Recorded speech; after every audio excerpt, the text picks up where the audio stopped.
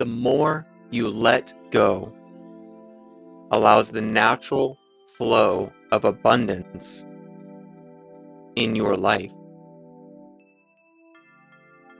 The lover, the money, the car, the house, meaningful, deep relationships with others that don't have to necessarily be romantic. And why does letting go have this effect? And how do you truly let go? Well, in this video, I'm going to break that down. And why letting go of the attachment and decreasing the importance of something allows it to flow into your life effortlessly. So join me, Ventzi, your divine feminine empowerment and spiritual awakening coach. And I'm here to move you from fear and blocks and everything stopping you from living to your fullest expression to the freedom of doing so, from trauma to transcendence, from fog to clarity, while I support you cultivating deep and meaningful relationships with others, romantic and non-romantic. And just when you think you can't take another step, like all good coaches, we'll have a coffee together or tea, whatever is of your preference. And then give you a little shove so you can fall in love with yourself. Let's get it. So what is decreasing importance? And how do we actually do that? How do we let go of the attachment we have to things? Well, I'll start off with, I just woke up, fresh out of bed. I mean, I laid in bed for like 10 minutes. Okay, that was a lie. It was like 20, 30 minutes. Then I got up and kind of just like set some stuff up. That's not the point. Point is, I got out of bed. This is my first cup of coffee. I usually have 2 cups of coffees before I start here. Like, this would usually be my second one that I'm having with you, right? So this time I just woke up, rolled out of bed, and just started recording and filming this video because I was inspired to do so.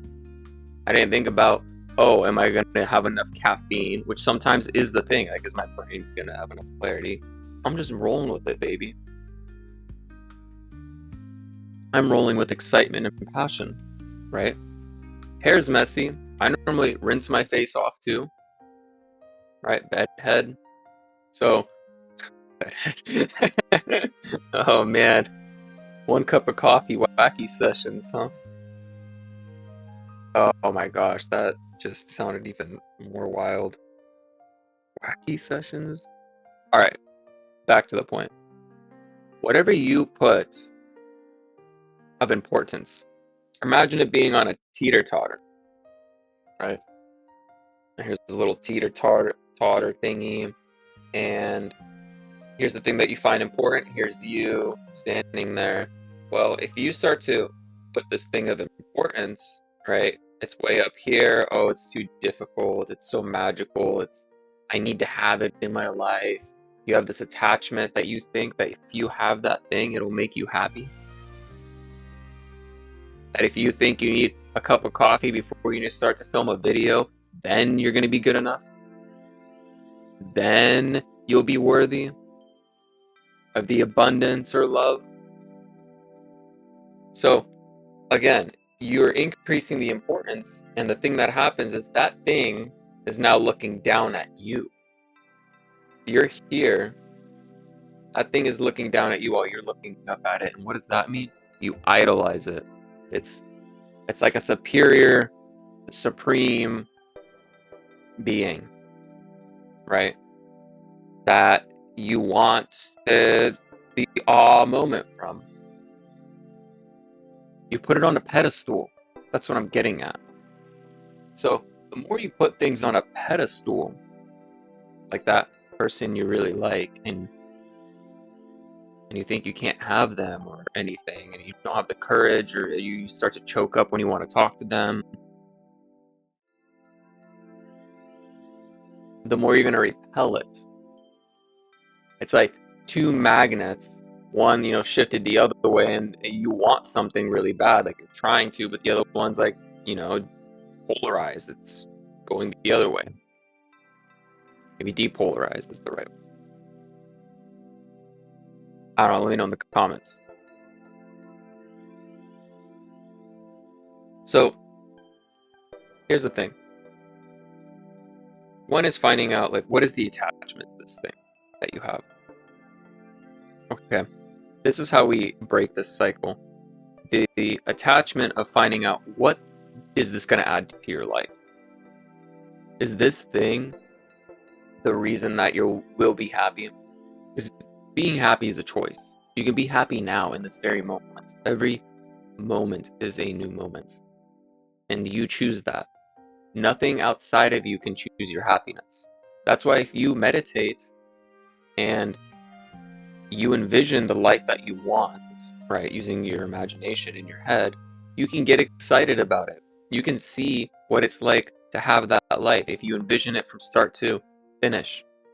The cars you'll have, the people you'll talk to, how people talk to you, maybe your pets, the house. And you know what you do through that? You gain a feeling of what it's like. And the more you hone in on that feeling, the more you actually have control over your feelings.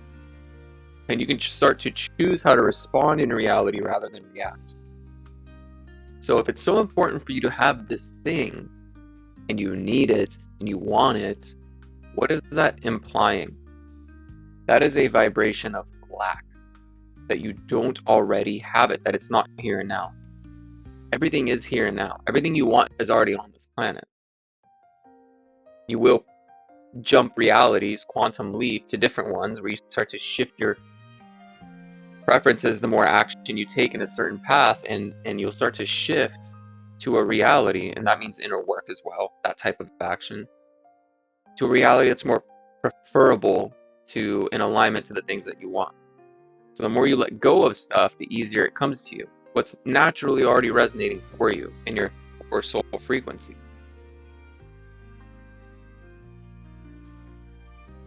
Fix my room here. So you can't, it's not about trying to release the attachment or trying to make it non-important. It's about reaching a place of neutrality, to neutralize the feeling of this thing, that you're going to be happy with or without it. Because only then you can take aligned action to getting that thing. And it's going to make your journey to there so much easier. Because here's the example I wrote down last night. You ever think about that person that made it? Like, imagine the career you want or the business that you want. Like, if you could take anybody in this world, right? Maybe, Jeff Bezos from Amazon. Like, just imagine, like, you want their business or, the money they come in from a business, right? Well, imagine that person who made it, right? And then you start thinking down this rabbit hole of negative thoughts, of, am I good enough? What if it's not good enough? Who am I? Imposter syndrome. It's too late. Maybe you think you're too old. Maybe you don't think you can make another Amazon. That's why there's Gucci, Prada, freaking Louis Vuitton. Like, there's so many different designer brands out there, and they all do basically the exact same thing, right? So it is possible if you put your mind to it. Yeah, there might be a bigger competitor, with more running time on the internet or whatever. I'm talking about, like, Amazon's a pretty huge company, right? Everybody uses Amazon. And then they started making stuff like, I think, like AliExpress or Shein and stuff. Similar things, right? Similar. Except maybe you just find a problem that you're so compelled into, and you create a solution based off of the design and idea and path that's already been paved out. So if you take those thoughts like blah blah blah, you suck, you're not good enough, and imposter syndrome is literally thinking, who am I? It's asking that question. It's like, who am I? to do this. I'm not good enough. I don't know what I'm doing. You may actually know what you're doing, except you're comparing something that's way up here and putting it on a pedestal, and then it's shooting you down, and that'll stop you every single time. Because imagine now, who would you be without any of those thoughts? Oh, and I just realized I have my earplug things, the tissues in my ear at night, just because of like fan noise to keep me cool. And they're building like townhouses across the street, and sometimes in the mornings it gets a little funny. So, see, that's how fresh out of bed I am. Where was I? That's right. Who would you be without that thought? I actually was thinking like, oh man, I forgot I had these in here. How embarrassing. Like, how am I gonna get rid of them? Maybe I cut the scene and edit it out. And I decided this whole video is about releasing attachment and importance. Prime example. This is vulnerability, by the way. It may not be perfect. However, I'm still taking action and making this video with what I have. My own unique light, which you also have. So if you get rid of those thoughts, like just imagine they didn't even exist, just for one moment. Like any negative thought that would ever stop you from taking action. Like, oh, mom and dad don't approve of this. Your friends don't approve of it. They don't even know how to start something like that because they're not in that field. Right? All the people that have opinions about something that they've never done, right? Maybe the wrong people to be around during this process or this path you're going to walk. Just imagine though, if you took all those negative self-doubting thoughts, just say they didn't exist, what would you do then? I'll tell you what it's possible is you can start walking and taking action towards that accomplishment, and you wouldn't have a single negative thought to stop you or slow you down. Resistance. You would have no resistance. It'll be neutral. Even if the thought is, I need to have this, you have all this pressure because like this is the only way you're going to be financially free or blah blah blah. It's like you just let it go. Maybe you do work a part-time job on your path there. Doesn't matter though, because you're not complaining about it. So it's who would you be without the negative thoughts? You wouldn't have resistance. That's just it. Your life would be so much smoother. And what do you think the law of attraction is? It's all about what thoughts and feelings are running on an engine. Chugga, chugga, choo, choo. Chugga, chugga, choo, choo. Chugga, chugga, choo, choo. It's a train with its engine running down a track. Negative thoughts, resistance, beliefs, and subconscious things, which is beliefs, that are just running, that you're not looking at.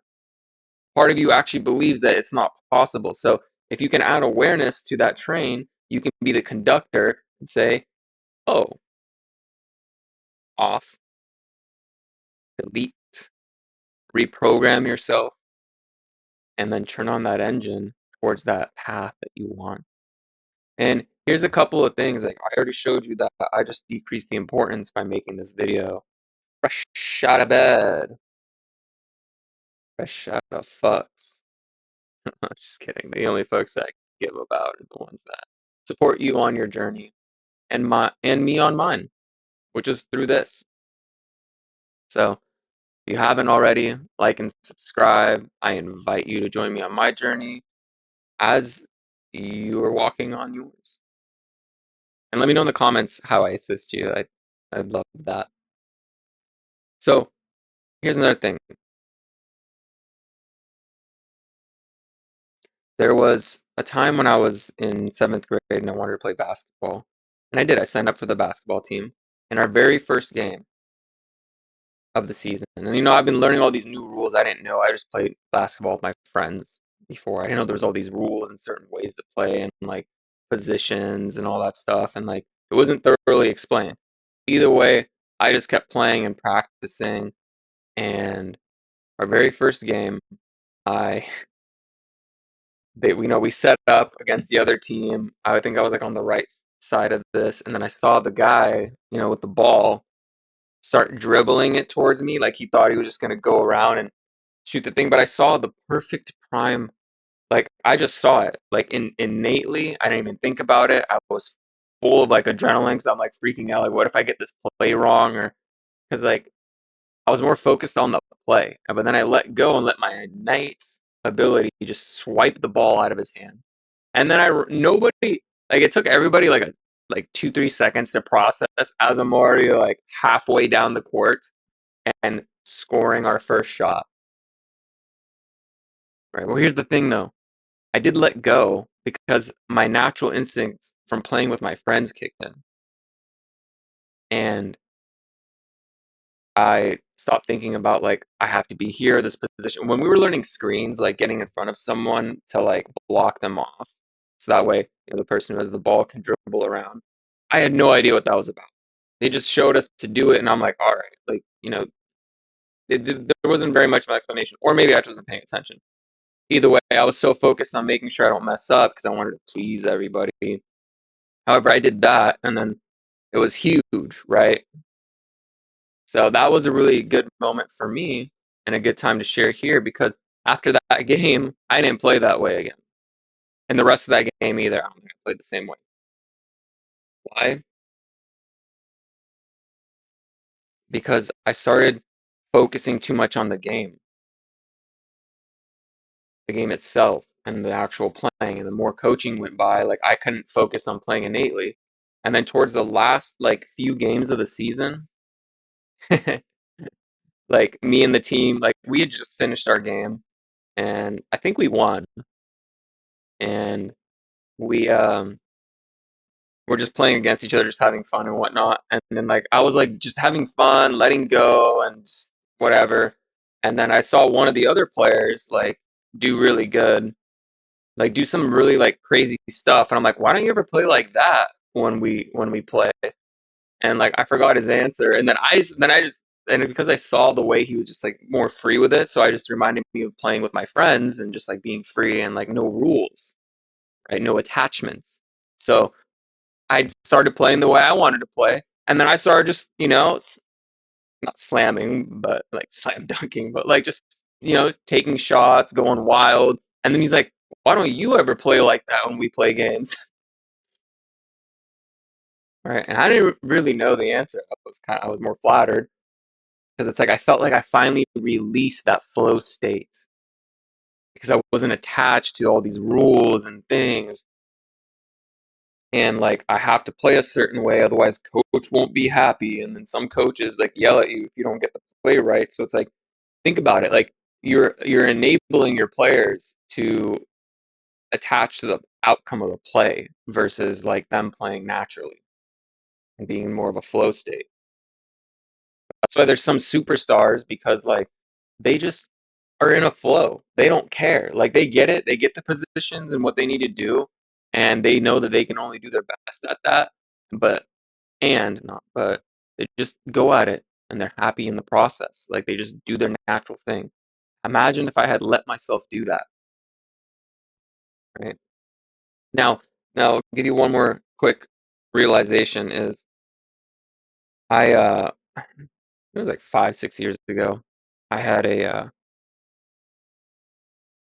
friend who I cherish deeply, and thing is when I first met this person, I had a huge crush on her, right? And there was like some whatever. I had just gotten out of a relationship, so it wasn't going to be a thing. And I felt like maybe I kind of got friend zoned, right? Kind of did happen in a weird way. However, I ended up going to school and I had to take a interpersonal communications class. And I think this was when I started going towards my nursing program. Yeah, this is one of my prerequisites. And one of the homework assignments was ask people around you what they think about you or how they feel about you. So that way you, you can be invulnerable, communicated, incremental adjustment between people, which I didn't really realize what it was for. I thought I was just asking people what they thought of me. However, now I realize there's something deeper where you can do that with people. Like, so that way you can choose to adjust to them if it's possible, or you're going to change too much of yourself that it doesn't work, right? So, like, yeah, we can't, like, it's just not going to be feasible to be friends with someone you have to change for when at your core, this is who you are, right? Nonetheless, I asked this person, like, what they thought of me, and then she told me she loves me. And, like, this was so many years ago, and I got kind of excited, right? And I was like, and then the other question after that was ask them why, or why they feel this way about you. So I did. And then this person told me her whole life, all she ever wanted was a really good friend. And, like, I think she just had a lot of people come and go, and no actual, like, stable people who would, like, love her for her. And so I now saw her in that light. And then I decided from then on, I'm like, I will be your really good friend. And we did. We became very close and very good friends. And, you know,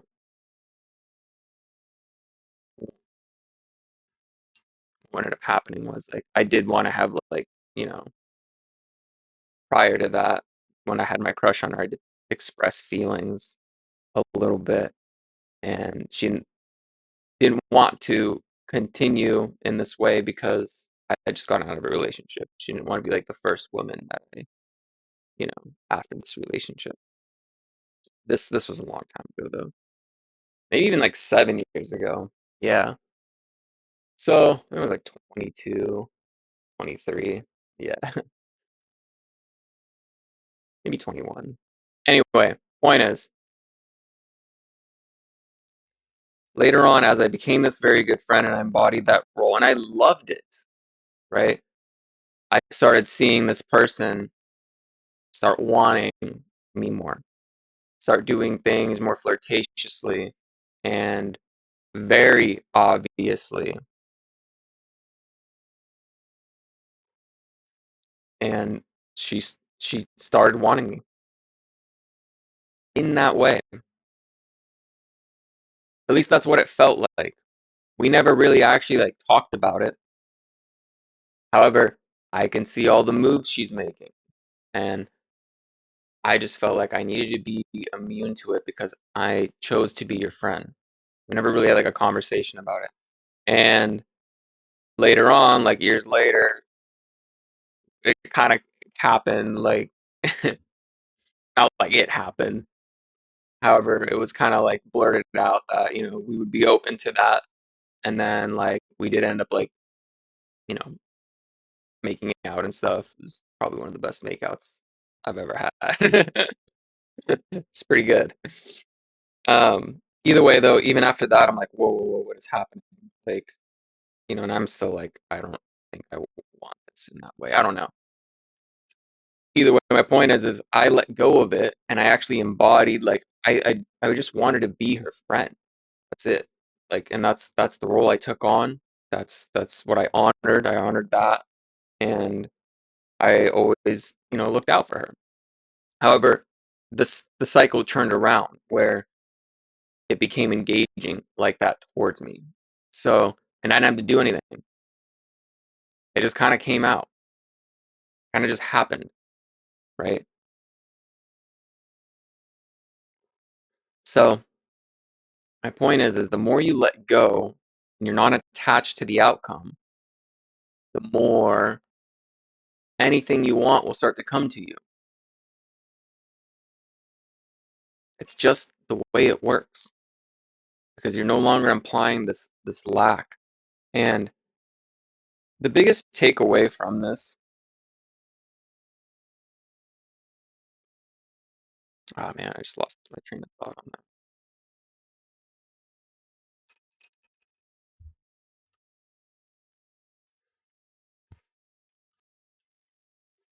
Ah, yes, I just got it.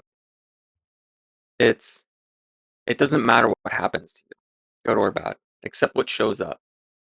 Accept it gracefully because if you can allow yourself to stay in the vibration of knowing that whatever's happening is going to benefit you either way, there's something here for you to either experience contrast so that way you can know what type of life you want. If you can stay in a positive energy and know that it's going to benefit you and you're grateful for it, then you're not attached. You're just grateful for the experience. You're not expecting anything to happen. It doesn't matter how it's going to happen. And if you can walk that way, you reach a place of neutrality. You're just happy for the present moment.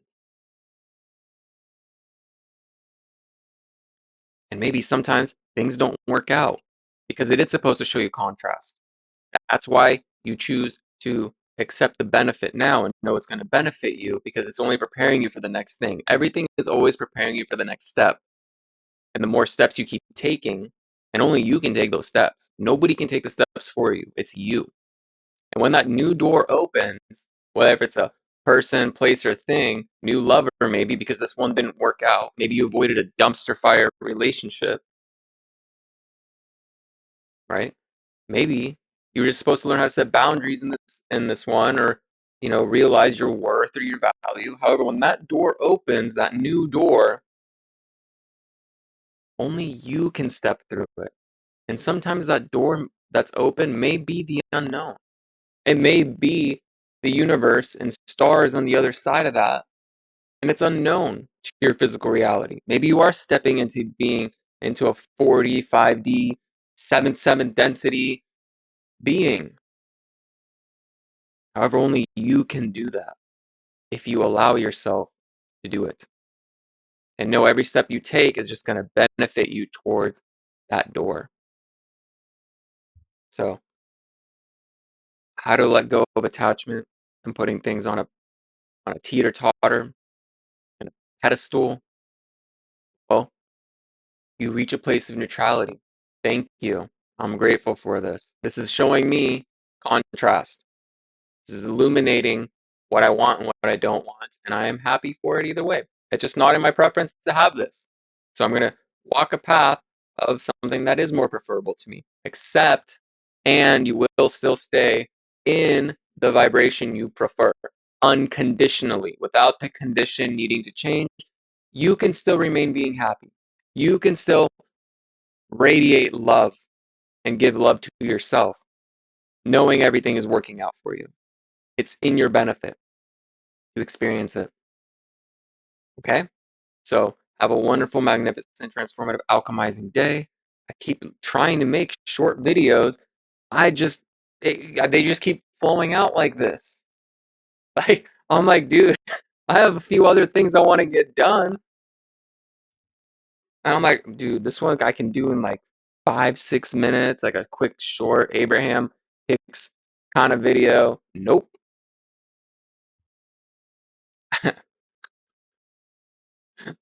It's all good. This is just part of the process.